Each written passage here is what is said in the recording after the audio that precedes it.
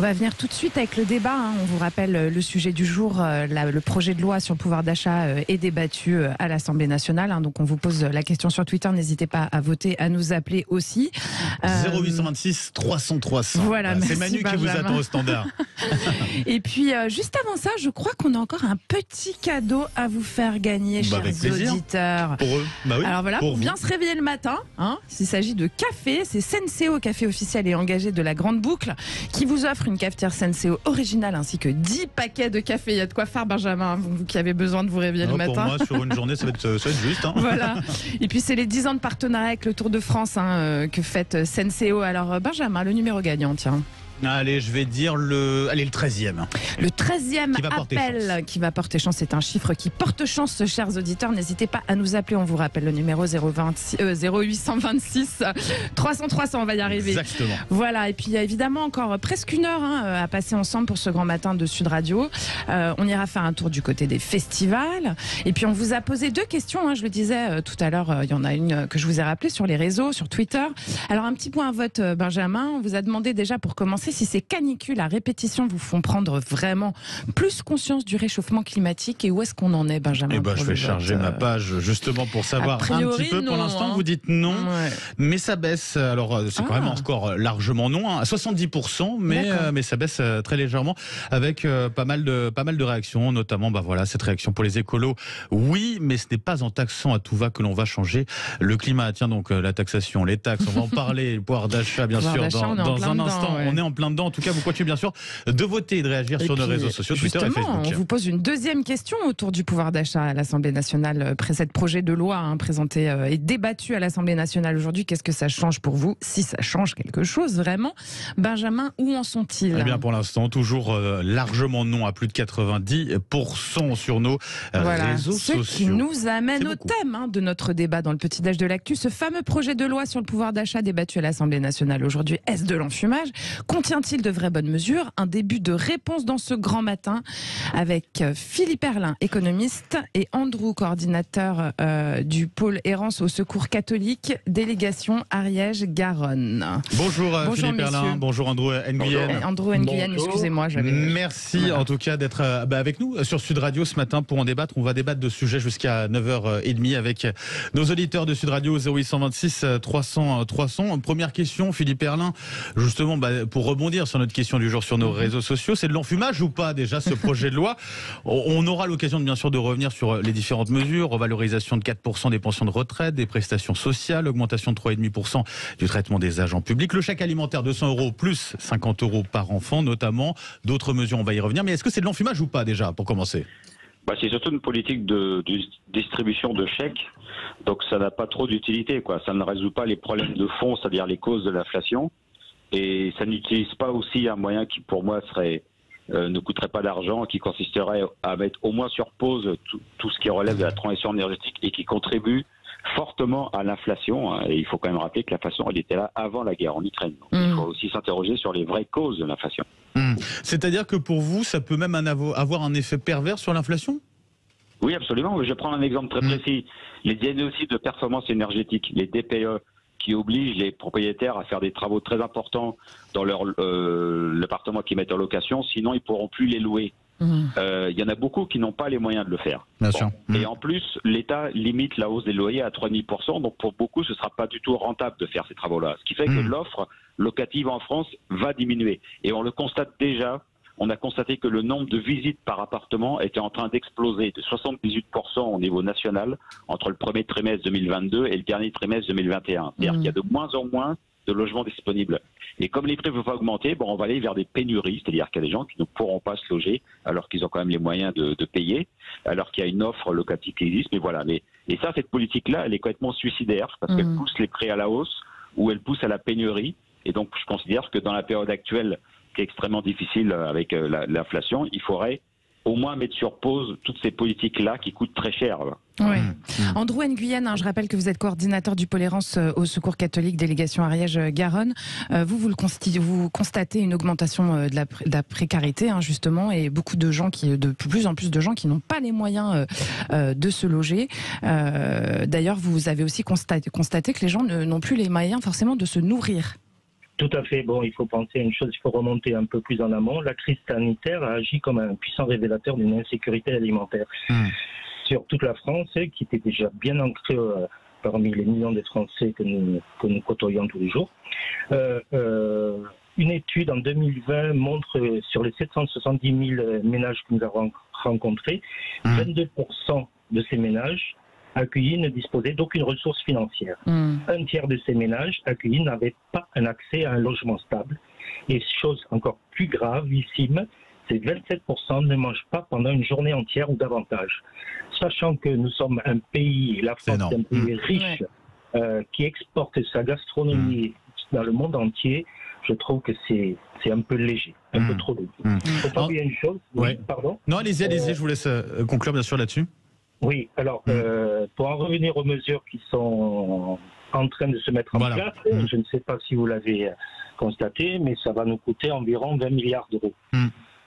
C'est énorme. On va trouver cet argent. Il ne faut pas oublier une chose, c'est que ce qui est nécessaire, c'est que il y a l'embargo russe sur les énergies fossiles, certes, mais où est-ce qu'on va trouver cet argent pour pouvoir donner ne serait-ce qu'un chèque de 100 €, voire 200 € à tout un chacun? C'est une goutte d'eau. Ça suffit pas? Ça ne suffit pas. Ça ne suffit pas parce que des actions ponctuelles comme cela, c'est pas possible. Ce que disait Philippe Herrlin sur la politique du chèque, de la prime, effectivement, qu'il dénonçait. Oui, tout à fait. Bon, la prime, c'est bien, ça va aider beaucoup de personnes en précarité, mais ça ne va les aider que ponctuellement. Qu'est-ce qu'on va faire le mois prochain? Qu'est-ce qu'on va faire les mois suivants? L'inflation a atteint 5%, c'est un pourcentage qui n'a jamais été atteint depuis 1985. Ça, il faut le prendre en compte. Que faire? Et voilà. justement, alors par rapport à cette question-là, vous, c'est quoi par rapport à cette politique du chèque? Justement, quelles seraient les solutions éventuellement que vous metteriez en avant justement pour permettre à ces personnes en très grande difficulté de faire face à cette hausse de l'inflation qui précarise encore davantage, effectivement. Alors, vous savez, le Secours catholique, notre politique, c'est faire le lien et l'accompagnement de toutes nos personnes reçues dans tous nos établissements, accueil de jour et autres. Faire cet accompagnement, c'est-à-dire les aider non seulement au jour même, au jour J, mais surtout les aider sur le long terme. Certes, ne pas tout leur donner sur un plateau d'argent, ça c'est clair, mais essayer d'évaluer la situation de précarité où ils sont. N'oubliez pas une chose, c'est qu'avec le Covid, beaucoup de personnes qui étaient déjà en précarité sont rentrées dans la très grande précarité. On se retrouve avec des dossiers de surendettement inimaginables dus à toutes ces charges fixes qui ont augmenté de façon exponentielle. Alors nous, ce qu'on essaie de faire, c'est de les aider ponctuellement, mais au long cours, sur des colis alimentaires, sur peut-être leur donner un petit bon d'essence pour pouvoir accéder aux administrations pour les ouvertures des droits et autres. Moi, je ne parle qu'en fonction du Secours catholique et des personnes que nous recevons. Oui, du recul par rapport à la politique finalement et à ce projet de loi qui va être examiné à partir d'aujourd'hui à l'Assemblée nationale. Mais on aura compris en tout cas le constat que vous faites du côté du Secours catholique sur cette extrême précarité. Philippe Herrlin, justement, on entendait à l'instant Andrew Nguyen qui nous rappelait effectivement que sur le constat, il y a non seulement cette guerre en Ukraine et cette inflation qui ne cesse de galoper, de grandir. On parle autour de 7% à l'automne, ça peut atteindre autour des 7%. Mais il m'y rappelait aussi la crise Covid, c'est-à-dire qu'il y a double facteur là, ici. Oui, c'est-à-dire ça. Le problème, c'est que ça se rajoute à la crise Covid et que l'essentiel des politiques de la loi pouvoir d'achat, c'est distribuer de l'argent. C'est-à-dire qu'on est encore dans le quoi qu'il en coûte, d'une certaine façon. Quoi qu'il en coûte, voilà, dans les dépenses. Et il faut comprendre que c'est aussi une des causes de l'inflation, c'est-à-dire que tous ces déficits budgétaires qui viennent de France, mais aussi des autres pays européens, pour éviter que les taux d'intérêt explosent, eh bien, une grande partie des obligations émises pour financer ce déficit sont achetées par la Banque centrale européenne, qui ainsi fait augmenter son bilan et donc crée de l'argent. Et donc, il y a une création d'argent qui est nettement plus importante, nettement plus rapide que la création de biens et de services disponibles dans l'économie. Et ça, l'histoire nous enseigne que, au bout d'un moment, ça fait de l'inflation, quoi. Voilà. Et c'est ce à quoi on assiste. Et donc, il faut aussi résoudre une des causes de l'inflation à la racine, c'est-à-dire arrêter ces déficits budgétaires, parce que là, le bouclier maintenir le bouclier jusqu'à la fin de l'année. Énergétique, ça va coûter une fortune. On est à plus de 2000 milliards, pardonnez-moi, je crois, de dettes. Hein. Oui, voilà. En dette, on est à 114% du PIB, c'est déjà des montants énormes. Et le bouclier énergétique, ça va se chiffrer en dizaines de milliards d'euros. Et on ne connaît pas le montant parce qu'évidemment, on ne connaît pas les prix qui sont de l'automne et de cet hiver, quoi. Mais on est coincé entre cette logique de pouvoir d'achat d'un côté, il faut bien aider certains Français qui subissent cette inflation, et puis de l'autre, effectivement, faire attention à cette dette qui augmente. C'est tout l'objet justement de ce débat. On va le continuer justement dans un instant avec vous, Philippe Herrlin, économiste, avec vous, Andrew Nguyen, et du Pôle Eros, Secours catholique, délégation Ariège-Garonne. Sud Radio, il est 9h15, on revient dans l'instant. À tout de suite. Il est 9h18 sur Sud Radio. Le projet de loi sur le pouvoir d'achat est débattu à l'Assemblée nationale aujourd'hui. Contient-il de vraies bonnes mesures ou est-ce de l'enfumage? Pour en parler, nous sommes avec Philippe Herrlin, économiste, et Andrew Nguyen, coordinateur du pôle Errance au Secours catholique, délégation Ariège-Garonne. Et on poursuit effectivement ce débat avec finalement ce travail. On a l'impression pour les députés de funambule finalement d'une certaine manière entre d'un côté aider les Français dont le pouvoir d'achat est en berne, et puis de l'autre faire attention à ne pas finalement accélérer d'autant plus cette inflation avec les aides mises en place. Justement sur ce sujet, Philippe Herrlin, vous critiquiez tout à l'heure, vous dénonciez la politique du chèque menée par le gouvernement. Voilà, faire des chèques à droite à gauche pour aider les personnes qui en ont besoin. Alors ça veut dire que si on critique cette manière de fonctionner, quelle solution on peut avoir, quelle alternative on peut avoir de soutien, d'aide à ces personnes les plus en difficulté en ce moment par rapport à leur pouvoir d'achat?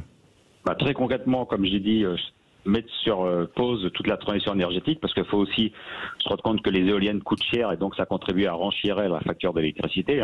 C'est ce que vous nous disiez effectivement tout à l'heure. Et l'autre aspect fondamental pour moi, c'est que il faut que les sanctions contre la Russie, sur lesquelles tout le monde est d'accord, mais il faut qu'elles soient calibrées correctement. Ce n'est pas le cas aujourd'hui. Elles ne gênent pas tellement Vladimir Poutine, qui peut trouver d'autres clients pour son gaz et son pétrole. Par contre, nous, en Europe, qui en sommes dépourvus, on en souffre.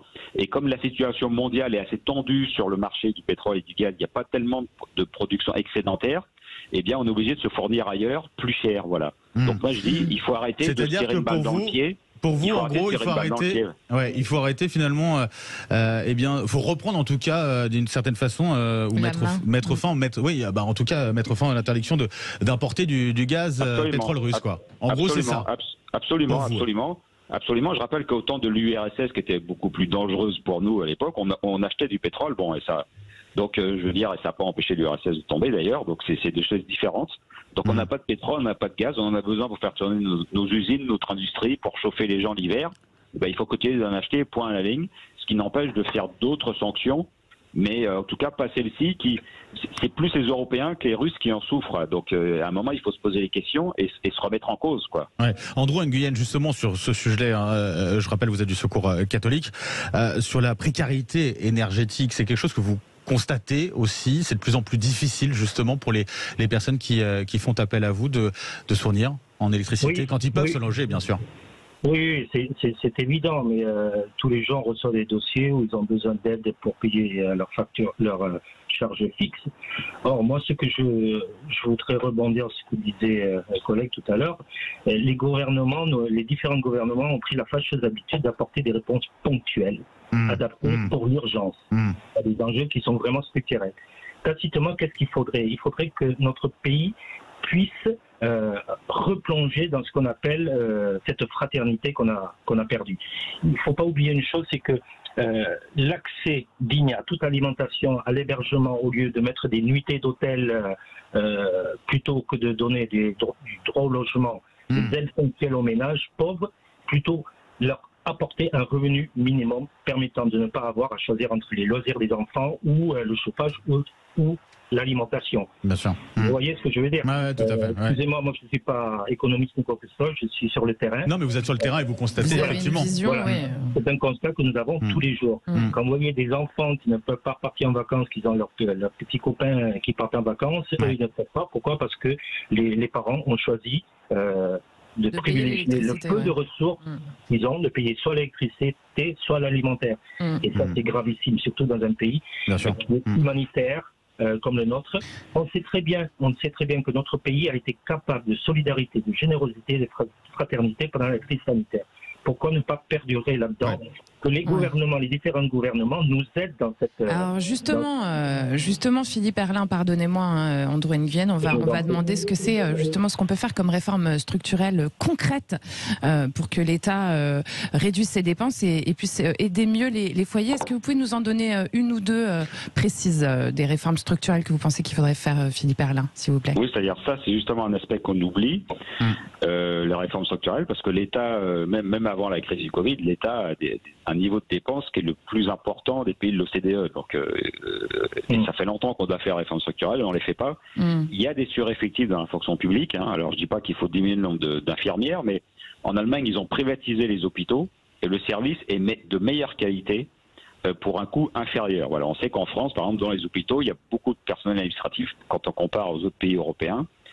Donc il y a des possibilités de diminuer. Dans l'éducation nationale, il y a 1,1 million de fonctionnaires, mais il y a à peu près 800 000 profs, donc il y a plus de 200 000 personnes qui travaillent dans les rectorats. Moi, je voudrais bien savoir ce qu'elles font, comme travail concrètement. Voilà. Donc on touche pas aux profs, parce qu'on en manque plutôt, mais il y a beaucoup d'administratifs. Et je veux dire, mais tous ces problèmes-là, ils sont connus. La Cour des comptes et d'autres organismes comme l'IFRAP ou autres en parlent régulièrement. Le problème, c'est qu'il n'y a pas de volonté politique. Moi, je dis, il ne faut pas arrêter ces réformes, il ne faut pas stopper ces réformes. En ce moment, au contraire, il faut les accélérer pour que l'État puisse dégager des ressources pour faire des politiques d'aide et de soutien sans faire exploser le déficit comme on le fait actuellement. Là, le problème, c'est que c'est nos enfants qui vont payer et que l'inflation va continuer. Voilà. On vous comprend très bien, Philippe Herlin. D'ailleurs, il y a un de nos auditeurs qui nous écrit sur notre compte Twitter la question du jour. Pensez-vous que le projet de loi pouvoir d'achat examiné à partir d'aujourd'hui à l'Assemblée nationale va vraiment changer quelque chose? Cet auditeur qui nous écrit sur Twitter, l'État doit baisser d'abord son train de vie, ses prélèvements. C'est la seule solution sérieuse. Donc, réforme structurelle, d'une certaine façon, prônée par cet auditeur, effectivement, et qui est tout à fait d'accord avec vous. Oui. Et puis d'ailleurs, Sud Radio vous écoute au 0800 26 300 300. Appelez-nous, n'hésitez pas.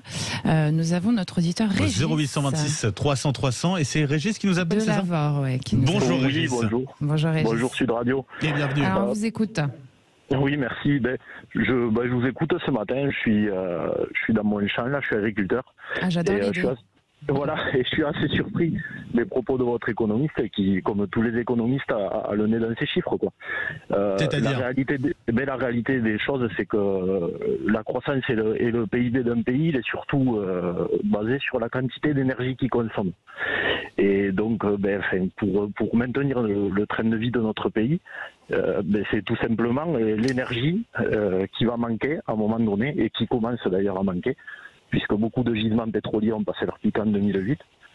Et donc, je vous laisse deviner la suite du scénario. C'est-à-dire que la parenthèse des énergies fossiles qu'a connue l'humanité à l'heure actuelle est en train de se finir. Donc, se finira peut-être pas aujourd'hui, peut-être pas demain, mais de toute manière, si on veut respecter les engagements qu'on a pris pour limiter la hausse des 2 degrés, il va falloir diminuer le train de vie et la consommation d'énergie de notre pays. Parce que pour vous, le réchauffement climatique impacte directement ce qu'on est en train de vivre actuellement. Je vais vous dire, moi, c'est pas compliqué, je suis agriculteur et après je fais des prestations chez d'autres agriculteurs. Donc moi, entre guillemets, je suis jeune, j'ai une quarantaine d'années. Et nous, ça fait déjà 4-5 ans ça fait déjà 4-5 ans qu'on voit vraiment les conséquences de rendement au quotidien. Donc, je vous laisse imaginer les baisses de rendement, qu'est-ce que ça induit dans la vie des Français.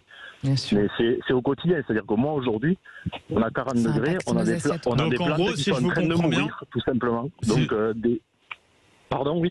Oui, si je vous comprends bien, c'est ce qui vous fait réagir, c'est ce que disait notre économiste Philippe Herlin, qui parlait notamment du fait de mettre sur pause la transition énergétique pour le moment, c'est ça? Voilà. En gros, ce sont les causes. Voilà. L'une des causes du malaise des Français à l'heure actuelle. Alors, on ne peut pas le voir parce que déjà, on a une grande partie de la population qui est éloignée de la ruralité. Mais je vous garantis que demander, parlez-en à tous les agriculteurs, amusez-vous à vous promener sur tous les groupes Facebook d'agriculteurs qui échangent entre eux les rendements, leurs problématiques. Et pendant une grosse période, ça a été les règles, les normes, machin. Et puis maintenant, depuis quelques années, c'est le temps, quoi, en fait. Ouais, Régis, on a beaucoup d'agriculteurs sur Sud Radio qui nous disent exactement la même chose. Philippe Herlin, pour conclure peut-être sur ce sujet-là, justement, vous entendez la réaction de Régis. Est-ce que vous disiez, est-ce que vous l'entendez d'une certaine manière? Non, parce que le réchauffement climatique anthropique, déjà pour moi, il reste à prouver. Il y a une augmentation des températures, mais il y a des cycles de température qui sont tout à fait naturels. On a quand même aujourd'hui énormément d'études scientifiques qui montrent l'impact humain justement qui accélère ce réchauffement climatique. Non, c'est faux, mais je sais que sur Sud Radio, vous invitez Patrick Gervais ou des gens comme lui. Donc, vous savez, on invite tout le monde. On donne la parole à tout le monde sur Sud Radio. Sud Radio, justement, on vous donne la parole aussi à vous, on donne la parole à tout le monde pour entendre tous les points de vue aussi. Non, mais justement, je suis d'accord avec Patrick Gervais qui dit que le réchauffement climatique anthropique, provoqué par l'homme, n'est pas du tout établi scientifiquement. Mais bon, même si on prend ça, même si on admet ça, de toute façon, la France, c'est moins de 1% des émissions de CO2. Donc c'est complètement marginal, et en plus la Chine et l'Inde ont obtenu à l'accord de Paris de pouvoir continuer à augmenter leurs émissions de CO2. Donc tous les efforts que nous on ferait et que nous on fait, ils sont complètement annulés. Complètement annulés par les émissions supplémentaires émises par la Chine et l'Inde. Donc pour moi c'est un mensonge de parler d'urgence climatique. Voilà. Et puis de toute façon l'énergie, on va continuer à en consommer de plus en plus parce que c'est effectivement la loi du développement économique, mais il y a des ressources. Alors, même dans le fossile, on n'a pas dépassé le pic. Et je signale que dans le sous-sol français et européen, il y a du gaz et du pétrole de schiste qu'on pourra exploiter. Mais ça, on a fait une loi pour s'interdire même de faire des recherches pour savoir ce qu'on a comme potentiel. Voilà. Donc on s'est aussi tiré une balle dans le pied à ce niveau-là. Et puis il y a aussi la fusion thermonucléaire qui peut prendre le relais dans quelques on décennies. On fera une sujet sur la question de l'urgence climatique et pour le coup je pense qu'il y a beaucoup d'agriculteurs qui aimeront débattre avec vous et finalement qui ne sont pas forcément d'accord avec vous, et peut-être aussi pour certains de nos auditeurs qui nous écoutent et qui s'apprêtent à vivre une journée compliquée du côté des températures. En tout cas, un grand merci Philippe Herlin d'avoir été avec nous, économiste, pour ce débat. On attendra bien sûr cette première journée d'examen de ce projet de loi pouvoir d'achat à partir d'aujourd'hui, puis avec Andrew Nguyen qui est avec nous aussi. Voilà, qui était coordinateur, qui est toujours coordinateur du Pôle Errance au Secours catholique, délégation Ariège-Garonne. J'ai une bonne nouvelle.